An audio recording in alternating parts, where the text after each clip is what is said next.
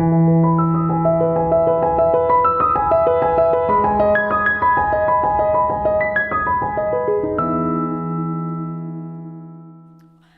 morning. Good morning. Elaine Johnson, and your work here, your ministry here on this campus is what? Is permaculture. Permaculture.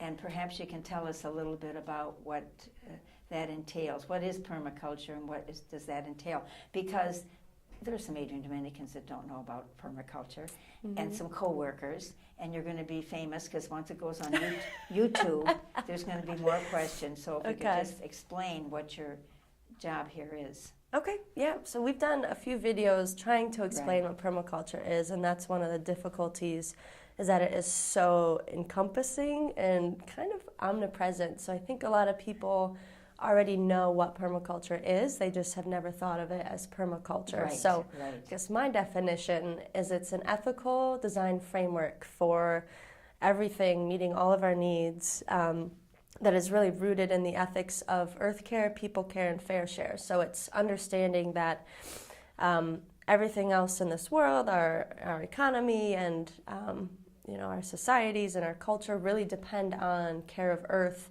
and that's the foundation of the well-being of everyone, is care of earth. So we can source our food ethically, locally, and in a regenerative way through permaculture. It's a lens to look at how we interact with water. It's a lens to look at the world and to see a more regenerative solution, integrated systems-based way of living. And a lot of that focuses on land design, but it also applies in social spheres and how we relate to each other and our economies. So it's a big... It's more than the field. Yeah, but that's the start. So my job more specifically for our campus is... You were hired, and there was a job description. And so how did you get here? How did you get here on our campus? So originally I came over with the Adopt a Sister student organization in Siena Heights, where I met Sister Rita Burdett, who was the first sister I had really ever sat down and met. I never went to a Catholic school. I'm not Catholic, so I had never met a sister. And she opened my eyes to kind of the world of the ADS, and I was just so enthralled. And then I came over again in an environmental science course with Heather Moody, who's a professor at Siena Heights. We came over here, and I met Carol Costin, and she introduced me to permaculture, and I go, oh my gosh, finally, that's a name for what I've been looking for. It's true sustainability. And I volunteered for 2 years and then was on part-time, I think 2 summers ago, and then the full-time position opened and I applied, and here I am almost 2 years later. Wonderful. Out there, all kinds of weather. No, I don't see you out there in the snow. What do you do? Yep, I'll go out and prune the fruit trees when there's still some snow on the ground. I'll do site walks, so it's important to know the land you're working with.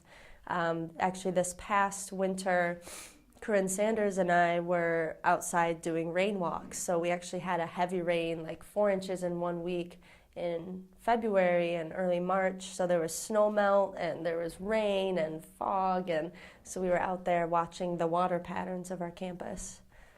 And what did they tell you?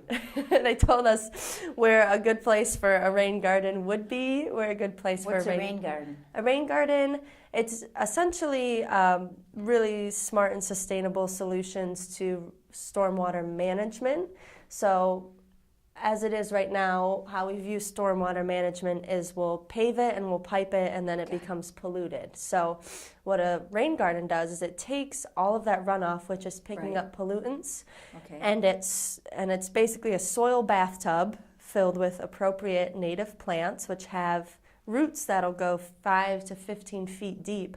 And what they do is they soak in all of that water, and the plants and the organisms living in there create an ecosystem that actually removes those pollutants. And so it filters the water, keeps it on site, which recharges the underground water table. It creates habitat. If you were collecting runoff that was just from downspouts. You could grow food from there because it wouldn't have the contamination of the pollutants from the streets. And it's a way to slow and cool stormwater runoff. So it's... So this, I feel like Permaculture 101. There's so much to learn. And I know when it was first started, with the whole idea with dear Carol Costin, when it was first started, we don't mow as much and we keep the place looking like it's, we haven't taken care of our land. But we certainly have moved beyond that and see that as a treasure out there. And I know it's very hard work. I mean, when I see you out there, all kinds, I don't see you in the wintertime, but all kinds of weather, especially in the heat of the summer, you're still out there. Where does that come from within you? Why are you in this? How did you get interested in this type of work? It's hard. I mean, I try and recall when I kind of fell in love with the work. I've always liked being outside. I actually went to this, I call it a farm camp. It's real life day camp in Canton, Michigan. My sister and I went there for 10 years. And so we became really involved with working outside for long hours in the heat of the summer. You went to camp to do this kind of stuff. So you were doing somebody's work at their farm. But we were paying them to do the work. So now this is a great, it's a great turnaround. But I also became really, I knew I wanted to work outside and doing something related to food and earth when I started working at Elaine Farms, which is an organic methods farm in Tipton, which is 6 miles away from here. And Beverly Rusink has been a huge mentor and friend in my life. And so I started working there when I was still going to Siena and just loved it. Again, long hours in the sun and and all kinds of weather and mosquitoes. But it's really satisfying work, and it's work that I find joy in every day. Some days it's harder than others. Doesn't mean you have to love it every day, but you still find joy. What's the worst thing you get involved in? Here or just working outside? Working outside.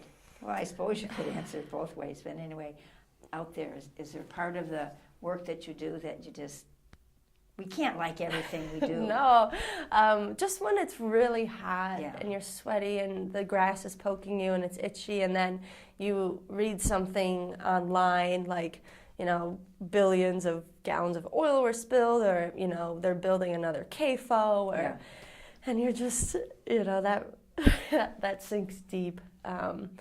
But really just the heat of the summer, and if there are ever mosquitoes. All right, they come right to you. I hate mosquitoes. They like you. Where did you grow up did you grow up on a farm, or where did you grow up that you have this? I grew up Chelsea, Michigan, just outside of the town on a lake, actually. So I think I had a lot of opportunities. It's really forested where I live. It's right by the Potawatomi Trail system.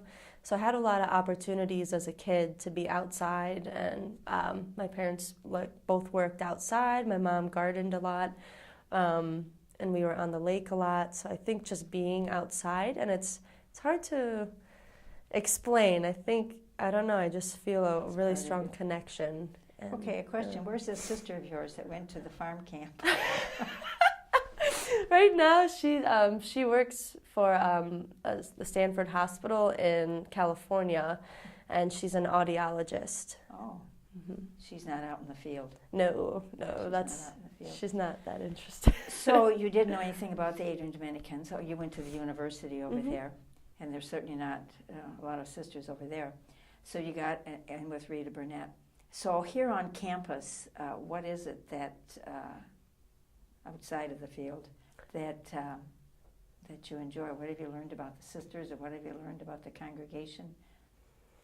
I've learned so much, and when I tell people about where I work and what I do, it's so hard to convey, I guess, that fullness. Well, I was first blown away when I started volunteering here, just how much of a community it was. Everyone said hello to everyone. So now I walk down the street and I say hello to everyone that I see on the street. Well, that's part of the whole first community. So I think that's a good example of, I guess, kind of the charisma that wears off on you. So that's a first, my first impression. And then learning about all of the ministry and the work and just the unwavering dedication and just the get it done attitude. And I've just been so impressed hearing individual stories and then putting that together as a collective force, and just, a tidal force that has done good so many places and inspired so many people, and just feeling like you're a little part of that every day. Big part of it, Yeah. That's... Because you're kind of alone out there, aren't you? Carol helps you. Yep. I depend very heavily on Carol and Corinne and Joel and a lot of our sister gardeners. So Krista, Mary White. We have quite a few other gardeners out there, Joanne Boston. Right. So, but as far as the permaculture department, I think I'm technically the only full-time person. And we do have a seasonal position that opens up because it's a lot of work. So that position's open from May to November, depending on what kind of fall we have. So we have actually a student from Siena Heights working with us. Oh, nice. And then, so she'll be leaving next week. So we have someone else working with us from the time she leaves until November. And it's all volunteer? No, it is a paid position. Oh, good. And there are occasional volunteer groups. Siena Heights, occasionally we have some volunteers there, volunteers from the community. We have the Hope Center and Hope community members coming and helping every other Tuesday. So that's been really great. If you were not Elaine Johnson, who would you be? Who would you want to be? Oh my gosh. I don't know. There are so many people I would want to be.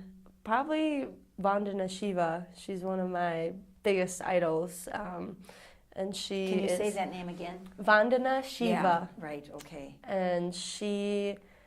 Is she the one from India? Yes. Okay. I don't want to say Earth Warrior, but I mean, she's like an Earth goddess, and she is fearless in the face of Monsanto's bullying and just like leading the global movement and recognizing how sacred seeds and soil and earth are. And man, she's...